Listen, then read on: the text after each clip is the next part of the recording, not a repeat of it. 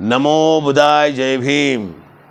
मी सतीश कुमार साळुंके, प्रवक्ता रिपब्लिकन सेना मुंबई।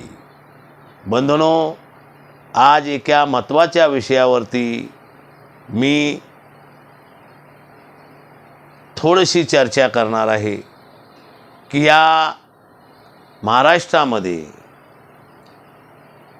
सध्या रिझर्वेशनवरती मोठा बहस चाललेली आहे आणि या महाराष्ट्रातल्या रिझर्वेशनबद्दल नवनिर्वाचित नावारूपाला आलेले पुढारी म्हणजे मराठा आंदोलनाचे नवीन नेते जरांगे पाटील हे या 2-3 वर्षामध्ये या महाराष्ट्रामध्ये प्रत्येक चर्चेमध्ये किंवा प्रत्येक आंदोलनामध्ये किंवा प्रत्येक ठिकाणी जे चर्चेचा विषय झालेला आहे। आणि आता एक नवीन असा विषय होता की जे जरांगे पाटील आम्ही मराठा उमेदवार उभे करून इथल्या सत्ता संपत्तीमध्ये असणारे जे लोक आहेत आणि प्रामुख्याने ओबीसीतले जे आमदार आहेत, खासदार आहेत, ह्यांना त्यांची जागा दाखवणार म्हणत असणारे जरांगे ह्या विधानसभेला आपले उमेदवार उभे करून सर्वांनाच चौका देणार होते। परंतु अलीकडेच अशी एक बातमी आली की जरांगेने निवडणुकीमध्ये आपले उमेदवार उभे करणार नसून आपल्या ठरलेल्या घोषणेपासून ते माघारी आलेले आहेत।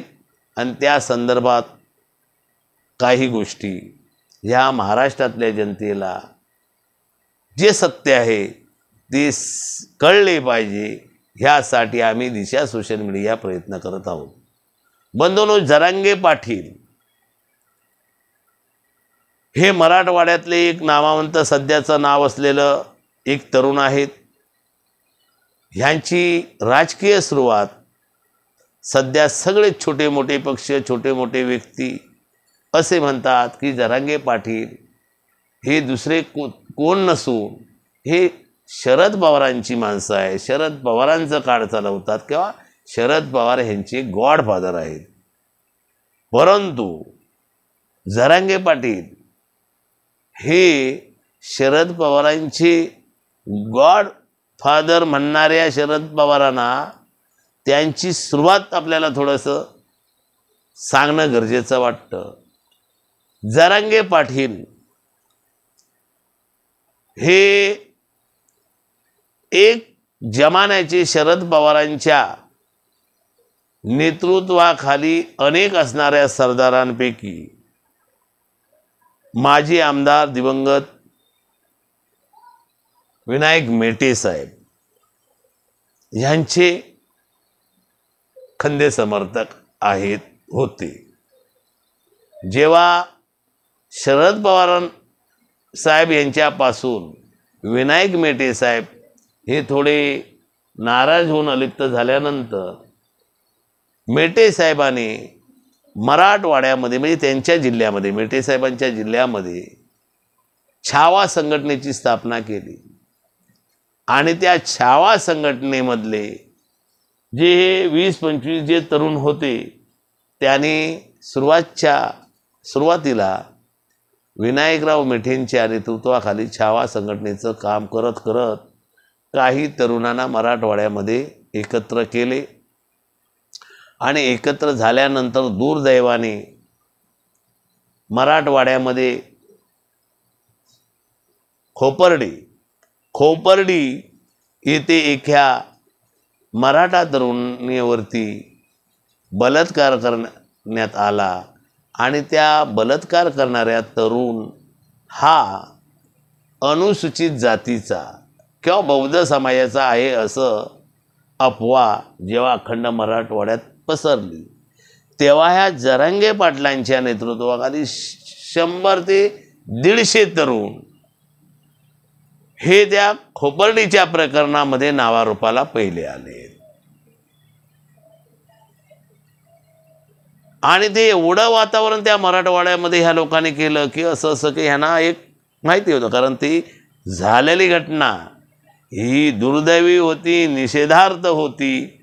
आणि ह्या तरुणांमध्ये एक असं वातावरण होतं की बौद्ध किंवा अनुसूचित जातीतला तरुण असेल तर वातावरण थोडंसं हे करा, म्हणजे अन्याय झाला हे चुकच आहे.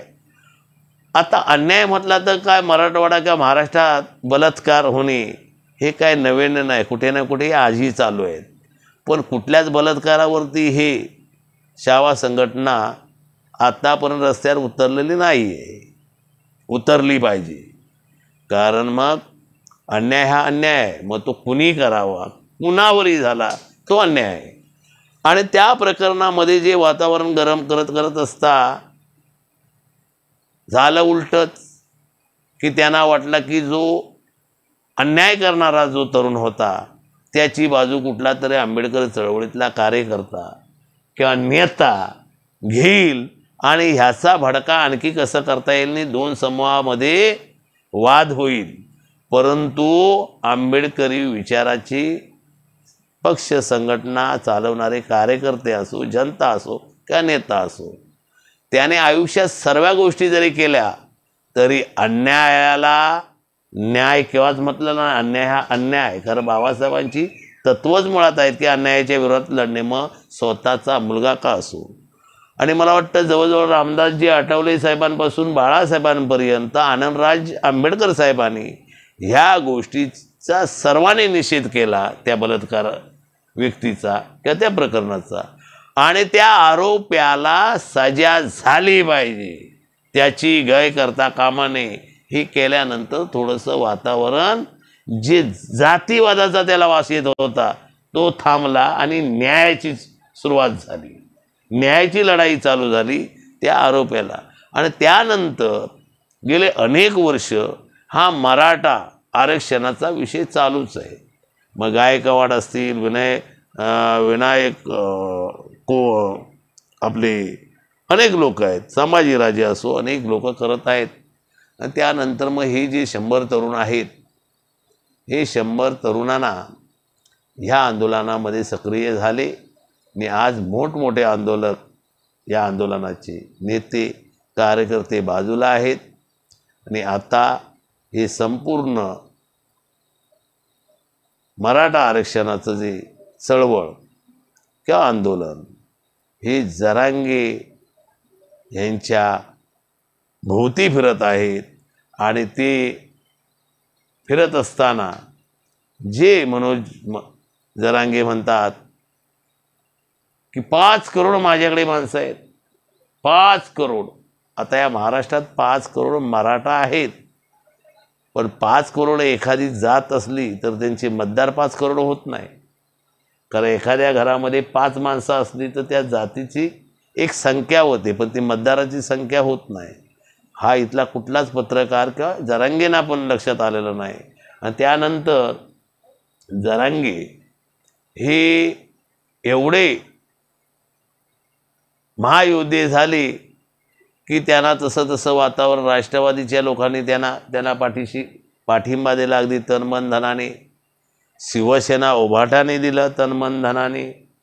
जे लोक भाजप आणि देवेंद्र फडणवीस ह्या व्यक्तीच्या विरोधात आहेत ते सगळे जरांगेंच्या आंदोलनाच्या भोवती जमा झाल्यामुळे जरांगे आजच्या तारखेला मीडियामध्ये, चळवळीमध्ये किंवा मोठमोठ्या नेत्यांच्या, राजकीय मातब्बरांच्या सोचमध्ये की मनोज जरांगे हेच महाराष्ट्राचे करते करवते भाग्यविधाते आहेत. आणि असं असताना मनोज जरांगेंनी काही उमेदवार मराठा आंदोलनाची उतरवण्याची घोषणा केली. करत असताना त्यांनी उमेदवार पण दिले. त्याचा पहिला उमेदवार राजरत्न आंबेडकर हेही जाहीर झालं. परंतु त्याच मनोज जरांगेने आज निवडणुकीच्या या जनरल भूमीतून जे महाराष्ट्राची भाषा होती ते आता मराठवाड्यात आलेली आहे, मराठवाड्यापुरती आलेली आहे. आणि मराठवाड्यापुरती त्याच्याही पुढे काही उमेदवारांपुरती राहिलेली आहे. आणि असं असताना आता राजकारणात उलट्या पोलट्या चर्चा होत आहेत। मित्र हो, एक लक्षात ठेवा की आज जो मराठा समाज या आंदोलनाच्या बाबतीत एकत्र आला होता, तो समाज निवडणुकीत त्या उमेदवारांच्या बरोबर गेलेला आहे। म्हणजे जो राष्ट्रवादीचा नेता होता त्याच्या भोवरची जी असलेली जी जनता होती ती मराठा आंदोलनात होती, पण निवडणुकीत त्या मराठा उमेदवाराबरोबर आहे। आज कोकणामध्ये आमच्या सिंधुदुर्ग जिल्ह्यामध्ये नारायण राणे आणि टोटली समाज हे समीकरण आहे।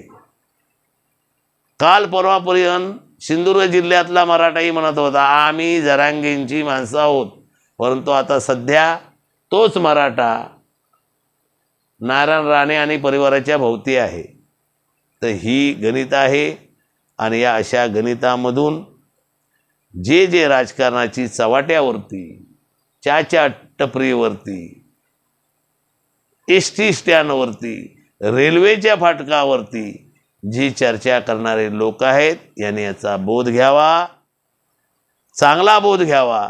आणि हे राजकारण कुठून सुरुवात होतं आणि राजकारणाची दिशा काय आहे आणि राजकारणाचा अंत काय आहे हे लक्षात घ्या आणि भारतीय लोकशाही हे अबाधित ठेवा। भावनिक होऊन किंवा भावनिक आंदोलने करून या देशामध्ये आत्तापर्यंत अनेक आंदोलनं झालीत, परंतु त्याचं रूपांतर हे मतातून आणि लोकप्रतिनिधित्वात होत नाही, हे सिद्ध झालेलं आहे। आताही आपण वेट आणि वाच करूया आणि येत्या विधानसभेला मनोज जरांगेंचे उमेदवार किती निवडून येतात किंवा त्यांनी पाठिंबा दिलेल्या लोकांना किती मताचा फायदा होतो हे आपण पाहूया। तोपर्यंत मनोज जरांगे यांना शुभेच्छा आणि त्यांच्याबरोबर असणाऱ्या लोकांनाही शुभेच्छा, बरोबर ना। तर हे वेट आणि वाच हा वेळ आलेली आहे। नमो बुद्धाय, जय भीम।